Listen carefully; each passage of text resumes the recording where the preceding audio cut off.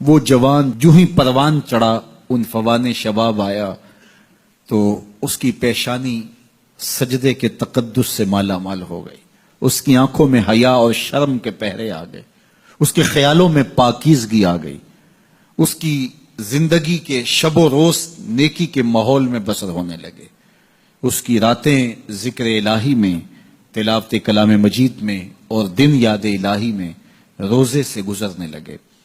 وہ جوان جس کی جوانی اللہ کی عبادت میں گزری، کیونکہ جوانی اگر عبادت میں گزر گئی تو بڑھاپا تو پر نور ہے ہی ہے۔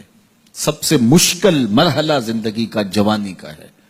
شیطان زیادہ ورغلاتا ہے کسی شخص کو جب وہ جوانی کے مرحلوں سے گزر رہا ہوتا ہے۔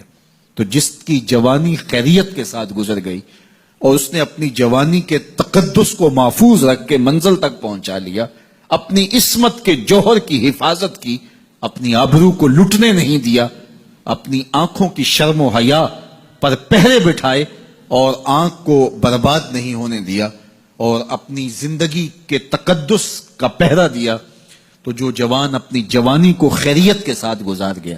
کسی نے کہا تھا نا، کتاب زیست کا ایک اور باب ختم ہوا، شباب ختم ہوا، ایک عذاب ختم ہوا۔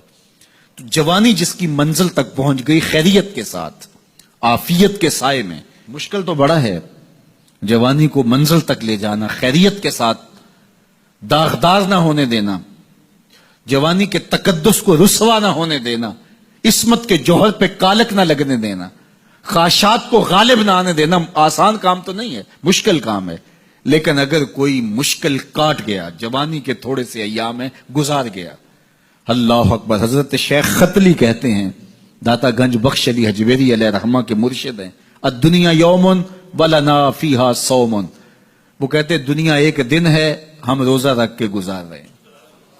تو روزہ رکھ کے سارا دن گزر ہی جاتا ہے، دوپہر بھی آتی ہے گزر جاتی ہے، اور عصر کا وقت بھی آتا ہے گزر جاتا ہے، کھانے کا وقت بھی آتا ہے، چائے کا وقت بھی آتا ہے، سب کچھ ہوتا ہے لیکن گزر جاتا ہے، افطار تک بندہ پہنچ جاتا ہے۔ جس نے زندگی روزے کی طرح گزار دی، جس نے جوانی روزہ رکھ کے گزار دی، خواہشات کو بے قابو نہیں ہونے دیا، مشکل کام تھا لیکن اس نے مشکل کام کر دکھایا۔